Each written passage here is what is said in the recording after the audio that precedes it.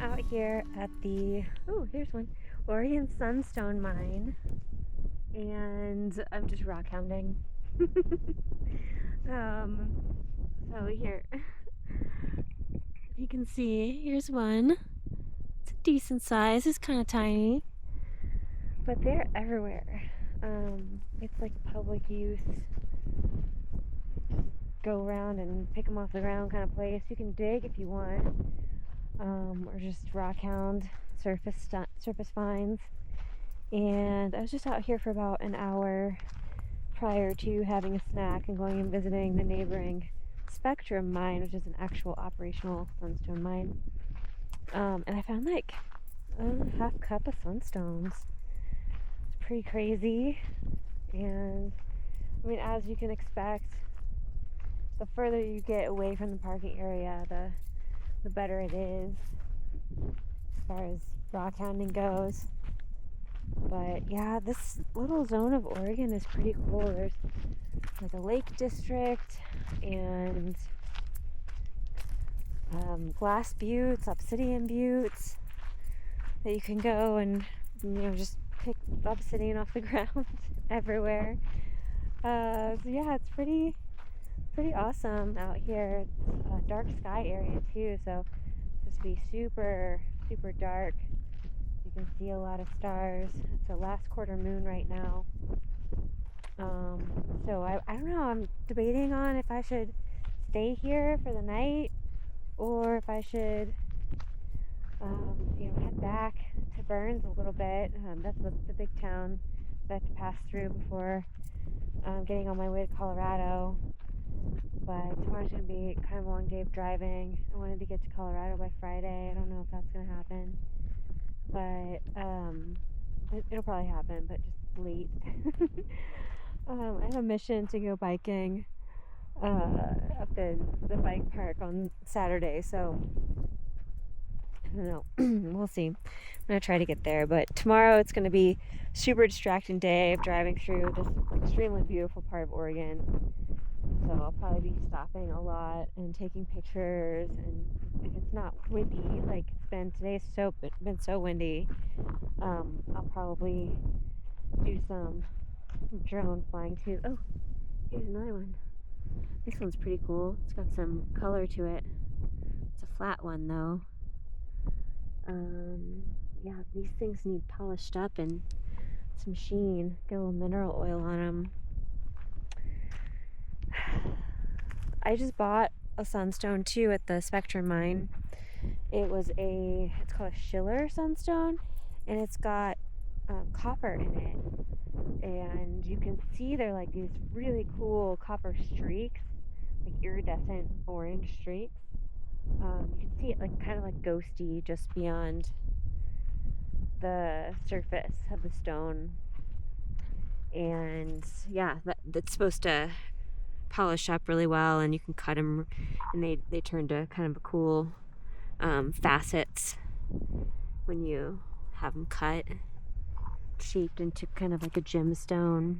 This is a little treasure trove here. Look at all these are all sunstones, teeny ones, but rock hounding. Oh my gosh, I want to find a big one. There's just all these little ones everywhere. And now that the sun's coming out, you can kind of see them a little bit better. It's been really cloudy all day, which is not the best type of light to find these in. Like, look at me picking up all of these. There's so many. So you find like a little patch like this, and it's just tons. I'm gonna have to go get my little cup that I've been keeping them in. Tons and tons of little ones. And some of them almost look like little diamonds, to be honest. Like, I went to the Arkansas state diamond mine and picked some diamonds, mined for some diamonds. I didn't find any, but at least 2 get found there every single day. My friend Jack works near there, and he goes there almost every day as sort of like a unofficial, he's not a guide, but he sells people like a shovel and, tells them where to go and stuff. So yeah, it's pretty wild. So you can see, I don't know, I'm gonna run the camera over the landscape. Might be able to catch some shimmers of the sunstones.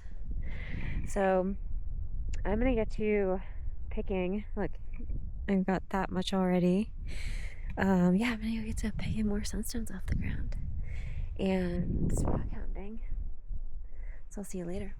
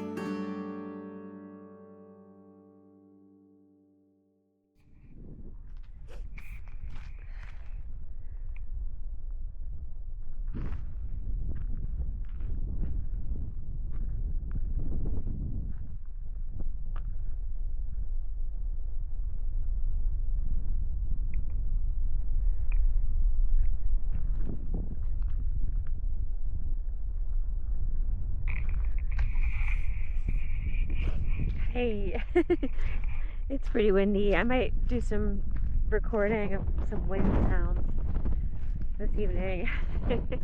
It's gorgeous, but it's getting pretty cold. I got a nice little pile of sunstones. My hands are all, they're like dented in my fingers because I'm gripping them so tight. Let me see if I can move around. You can see the sun glistening on them. So yeah, that was fun. I just went out for just a little bit and found all these. It's windy as F right now, and so no drone flying for me probably tonight.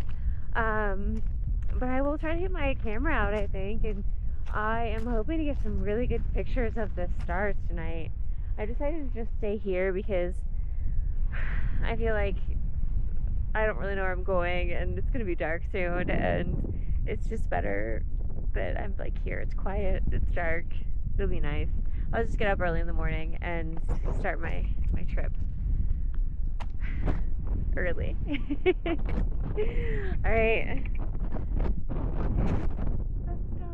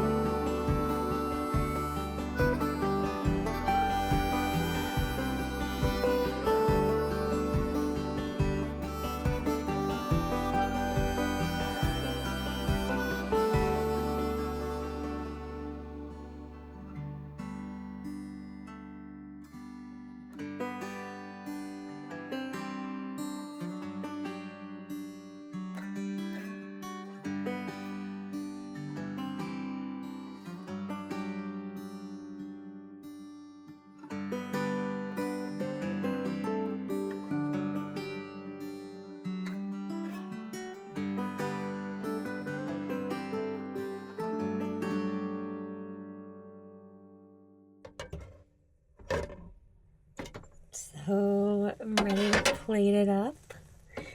And it's looking good. I've got a small bowl. Probably a mistake. Probably should have grabbed the big plate. The cheesy potatoes. Can't really see them. But they smell delicious. I did a really good job with these potatoes. I made them before I came on the road. Oh yeah, we get the cheese crust. If you know, you know. And yeah, I might save some for tomorrow morning for breakfast. Get one more in there. And then we have the tamales. I'll just show you them. The tamales and the tomatillos. So that turned out amazing. I had pre-made these tamales. Actually, they were a gift to me from a friend of mine. So I brought them out on the road with me. I knew they would be an easy thing to fix. A little protein. They're chicken tamales. And this is my first time cooking tomatillos. And I've had tomatillo salsa before. I love it. Tomatillos are cool because they're not a tomato, so they're not a nightshade. So if you're allergic to nightshades, tomatillos are safe. I mean, potatoes are nightshades, so we've got nightshades in the meal regardless, but yeah, this looks good. I wonder... I'm gonna get some pepper. So, you might have seen me bring this box out. This is my spice box. I have them in a vacuum sealed Tupperware so it doesn't attract animals, critters, and things like that. And it fits perfectly in the storage that I have for it above the kitchen. Fresh cracked pepper and then a little bit of salt. I feel like I've been a little less hydrated lately than I usually am, but I think I was actually overhydrating and it was kind of causing some problems, to be honest. So I have decided not to try so hard to be drinking water. I mean, everybody says, oh, you gotta drink so much water during the day, but you can overhydrate really easily. And I actually recently had some blood work done, and the issue that I had, which was just like one thing, could have been because I was overhydrated that day, and I do stay really well hydrated. So I got the side pony, got the headband, got the dinner. Oh, where's my wine? Here we go. And bon appetit.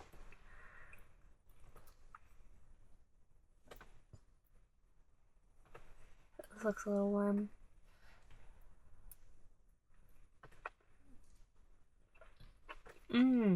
Wow. Oh my gosh. It's actually really good. The tomatillos are awesome. So good. Put some clarified butter on the cheesy potatoes too. And they're spiced with garlic powder and paprika. So I'm excited about this.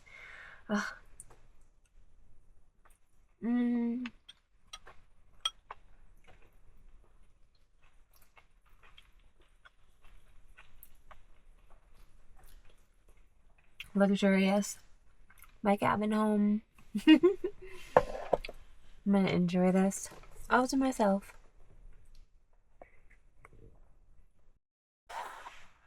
Hey, guess what time it is? Sunrise at the Sunstone mine.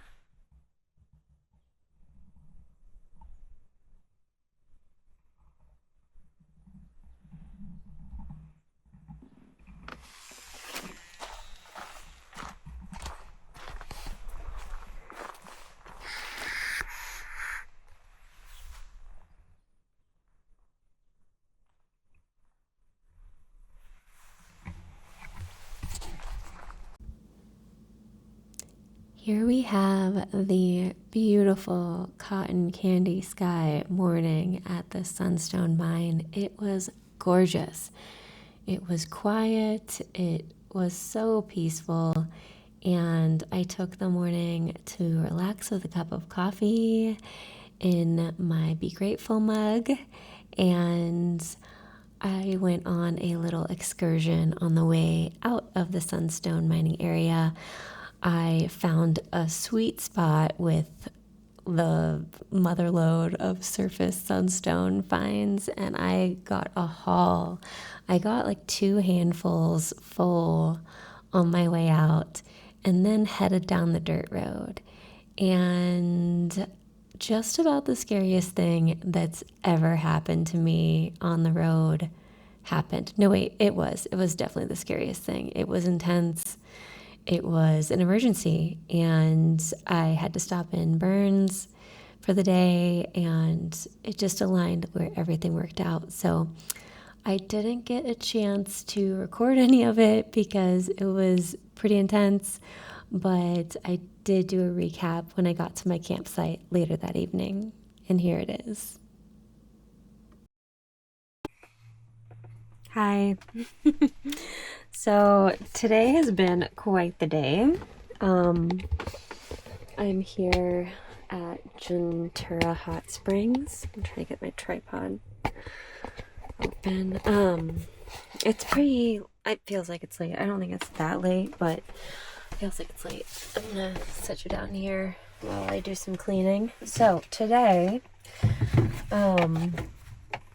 it started a really wonderful, beautiful sunrise morning. I found some awesome sunstones on my way out of the Sunstone Park. And then I was going down this dirt road and bumping along. I mean, pretty washboarded up, kind of gnarly in certain spots. And I know that the battery terminal, the ground terminal for my car battery, will sometimes get a little loose. And I started seeing the battery light come on. And I was thinking to myself, oh, that must be what's going on. But, you know, I was bumping around, and every time I would bump, the battery light would go off, and then it would go back on. So I was like, oh yeah, that's just what's happening. It's just bumping around. It'll be fine. I'll just, wait. And if it's still like that when I get on flat road, I'll stop and take a look at it, you know? And so bumping along, and all of a sudden, this huge flock of birds flies out of the grasses and starts flying right in front of my RV where I'm driving. They're kind of like leading me or trying to stop me. And I was like, well, that's weird, because it was like a pretty big flock of birds, and they were flying pretty fast. I was going about 20, 25 down this dirt road, and they would fly as fast as they could for as long as they could, and then they would duck out of the way. And I was like, well, that was weird. And then just kept driving, bumping along, and all of a sudden another flock of birds, not as big this time, but still, good few of them, flies out in front of my RV again. And this is kind of random and weird. It doesn't happen too often, even on out in the country and dirt roads. And all of a sudden I just started to get a feeling. I was like, I should stop and check this battery. So I stopped and I checked it, and sure enough, the ground terminal was loose. So I thought that was what was going on. I didn't really take too much of a look around because that's what I expected to be happening, and that was what was happening. So I come back in the RV, the living part, and search for my wrench, because the wrench that tightened that terminal was not in the glove compartment. So I thought, oh, I must have put it in my little toolbox area back here. So I go and I open up this door where my toolbox is, and I start to see smoke pouring out of this door. And this door is below the refrigerator, right next to a vent of the heater, and far below, this 12-volt outlet that had been kind of giving me some problems for a while, that I've fixed a couple times and tightened up. So I'm like, oh my god, something's on fire. And at first I thought it might have been just like dust from baking soda, because there's a baking soda thing in there. And no, it was definitely smoke coming out. So I run around the outside of the RV, open up the area where you would go to like clean the element off of the carbon off of the element for the propane refrigerator, and there's this wire that's just like smoldering, and it's completely disintegrating and red hot on fire. So I run back in here and I'm like, fuck. So I get all of the expensive things out of the RV, put them like 30 feet away in the desert, grab the fire extinguisher, run back over to the wire that was on fire, sprayed it with the fire extinguisher chemical for electrical outlets. It's this, I got a new one actually today when I was in my errands. It's this one that's for kitchens and electrical. It's rated to different types of liquids, gas, and electrical equipment. So that's exactly what I needed. Sprayed it on the electrical wire and got it to kind of get covered in the area that I could see that was on fire. The whole wire was like toasted. And then I run back over to the auxiliary battery, which is not the battery that had the loose terminal, and looked at the auxiliary battery, and one of the wires going in from the ground to I think it was like another ground in I forget what the appliance that it was going to, but a wire off the ground was completely obliterated, just like burned in half. And the hot terminal on the auxiliary battery, which goes back here, was like melted into the battery because it had jumbled itself around and started touching the metal strut that like holds the battery down. So that was like arcing and causing it to short out and just melt down the whole thing. Like I couldn't even get the nut off of it to unhook it because it was so melted on. So I had actually saw through the hot wire with my kitchen knife just to cut power back here because some things were going to catch fire. It was intense. It was intense. Very intense. So finally I realized that I had it under control. As soon as I cut the power off, of course the current stopped coming back here and the wire that was burning stopped burning. So I did really good. I did like the best as I could possibly have done with that situation. But yeah, it required immediate addressing. So I tightened everything back up, got all my expensive stuff into the back of the van, and just set off to Burns, Oregon, where I hunted down a guy named Louie that like 5 people directed me to.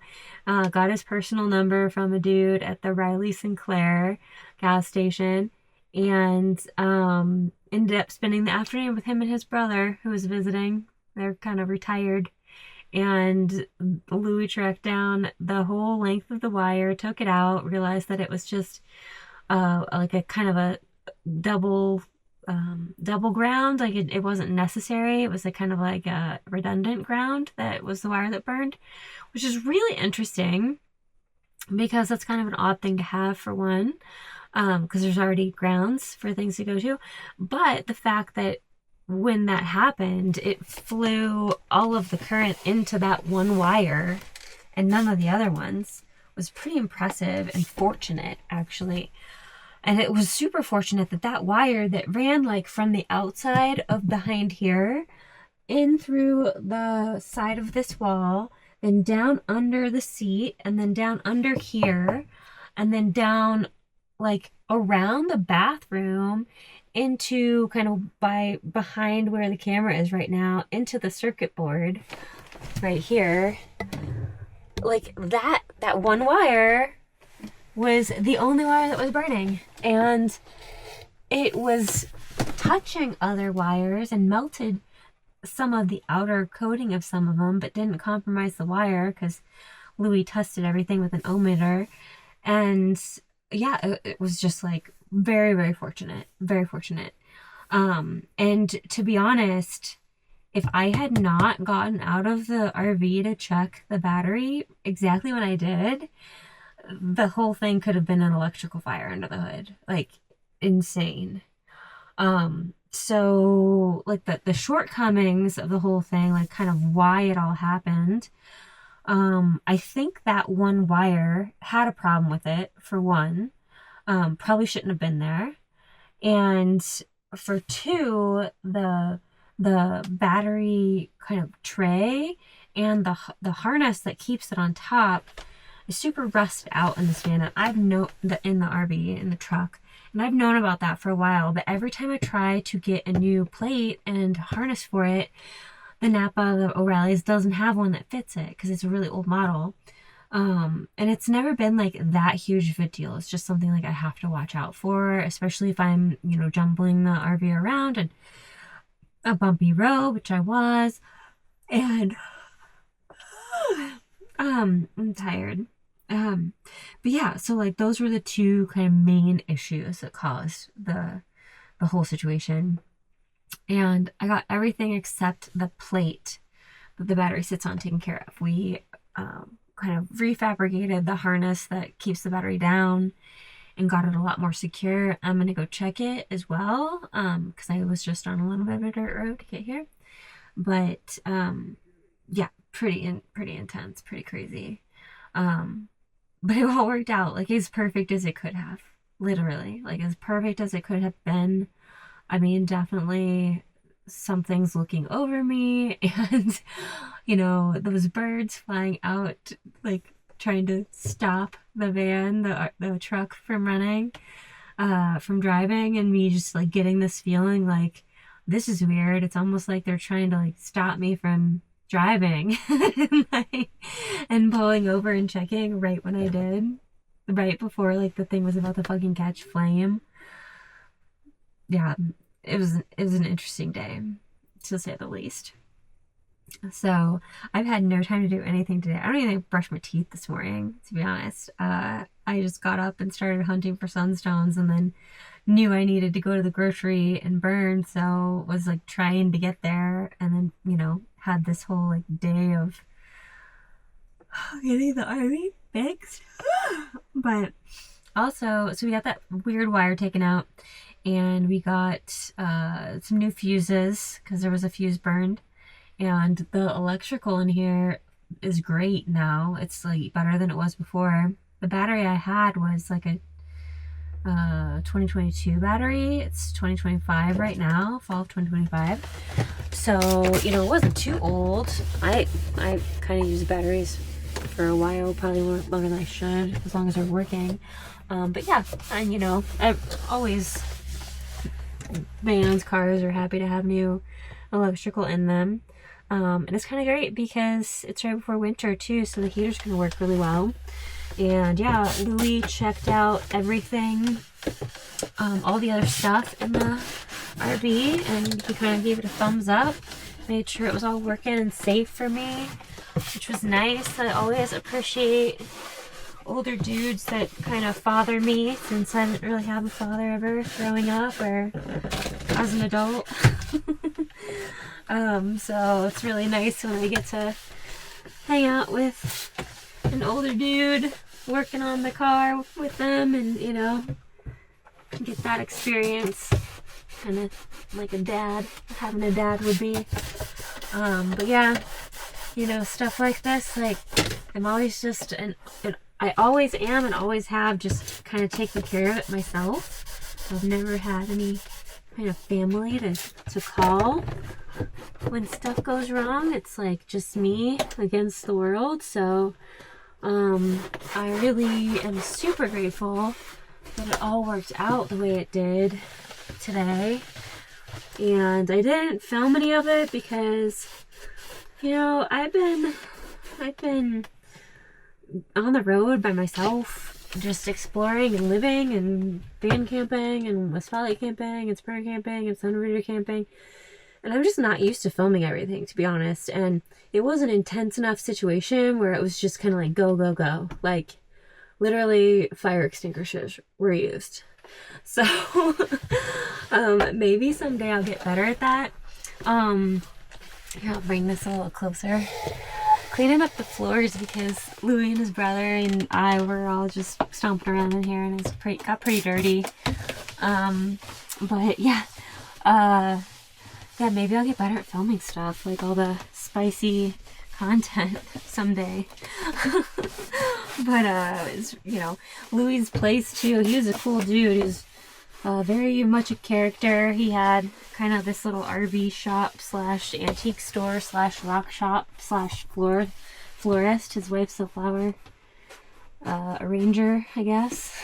It's just a front for the other operations. I don't know. But yeah, it was a cool place. And he was a character. He'd have been a good person to film. But if you're ever in Burns, Oregon, and your RV breaks down, he's the guy to call. Wheelhouse is his business name. Wheelhouse RVs and Florists. Oh, my neck hurts from rock hounding and Sunstone gathering last night and this morning, and I'm gonna make some tea.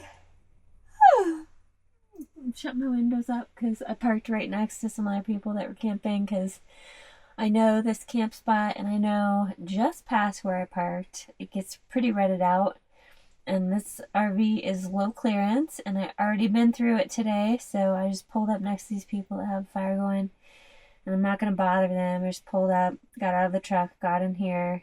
I don't want to bother anybody. I know it sucks to be boondocking and have somebody come camp right next to you, but honestly, there was a rhyme and a reason for it, and I'm okay with that because they're not going to see much of me, and then maybe I'll get up in the morning and go to the hot spring. But it's a real and true bummer that there's so many people here. There's like another giant RV trailer coming in right in front of me when I pulled in just now, and I think that they probably had not been here before because they just full on went into the ruts, and it's like not only rutted, but it's like wet and muddy at some spots too. And, you know, thank God I've been here before to scope it out in my better vehicle. I have also a Sprinter camper, so I kind of knew what I was getting into. That's why I stopped where I was ahead.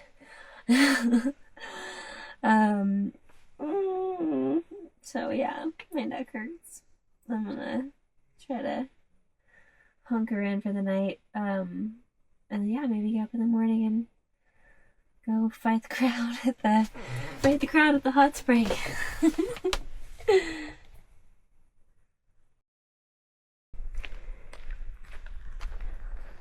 Drive to Colorado today.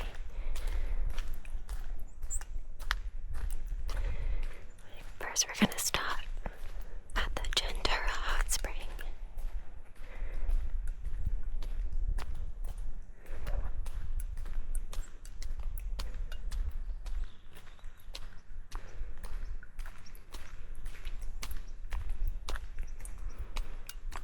I didn't come down this way last night because I wasn't sure about the ruts in the road, so I just stopped at the first camp out. This one looks kind of gnarly for my low clearance.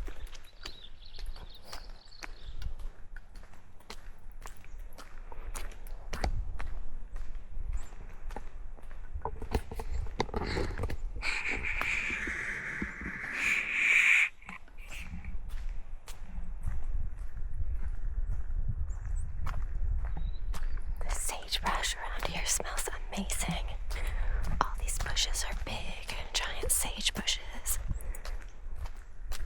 This is a pretty sweet little camping area. I was here in the springtime with my Sprinter and almost ran into a rattlesnake. So you definitely want to stay on your path here. The rattlesnake was right over there by that boulder. And those are decent boulders to monkey around on. As long as you watch out for the snakes.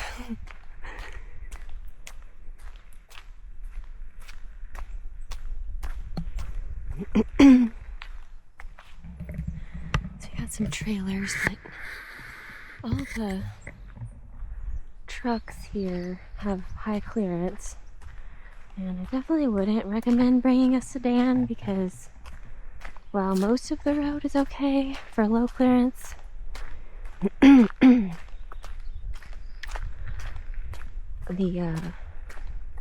ruts that aren't are always usually muddy. So yeah, beware.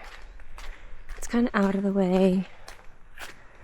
So, you know, if you're passing through though and can do some research about it, it's a nice place to explore. Just be respectful of the other people here, because there's usually other people here. When I first stopped by here in my van, I was the only person for the first few hours. And then another van rolled up, but they kind of kept their distance from me, so I didn't get to know them.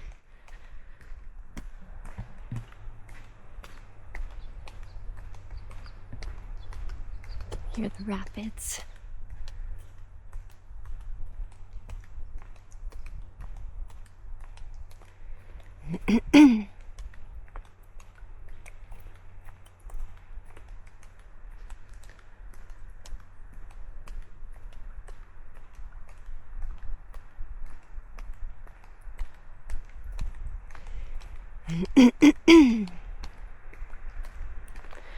This morning, clear my throat, always.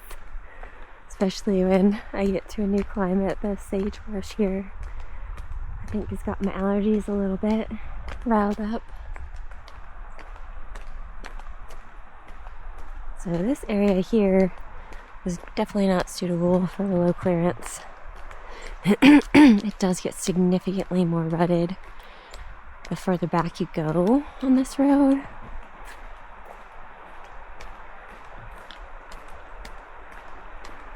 Oh, look at these beautiful thistles.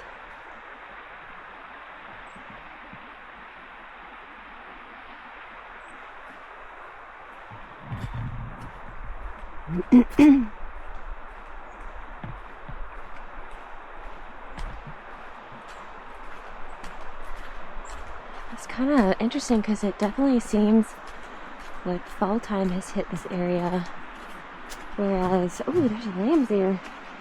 Whereas the rest of Oregon is still struggling to get over summer. It was nice to have a bit of an extended summer in Hood River because I think that some of these things I'm passing are like little wild sunflowers, which is cool.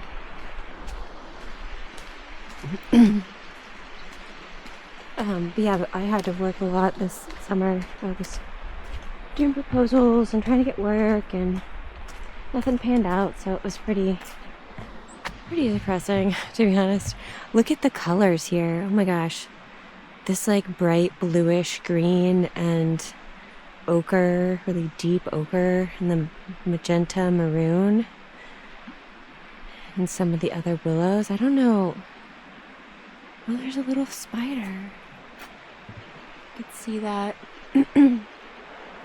Morning web. There's some dock. This palette, these colors are like all of my favorites. This is truly beautiful. I'm gonna mark this. So beautiful.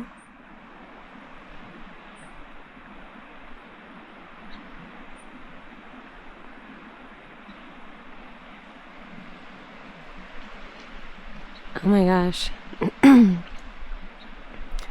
that bright green too. Wow. Yeah, love it. So gorgeous. Oh, there's some of the sunflowers. Let's see if I can zoom in. They are little wild sunflowers.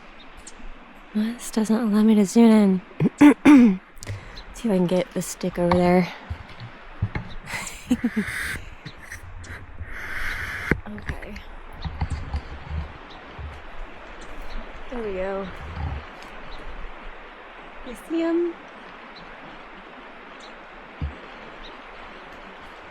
The last of the season.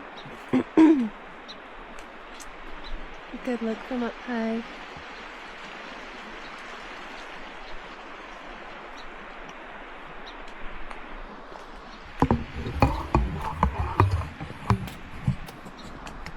And the battery's about to go, so it might be off for you guys. I'm gonna try to cut off here and maybe I can get some footage of the actual hot spring. I made it. River wasn't too bad, it's about knee deep. There's a little fish rolling over in the background. These are the two pools by the river. One right there and right there. And then this is a big giant pool.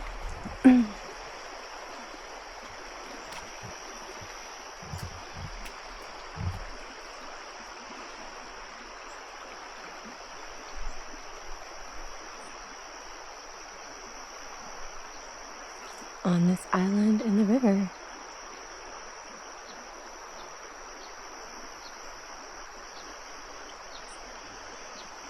On the way in, I saw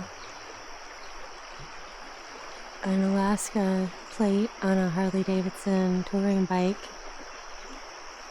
So that person has the right idea.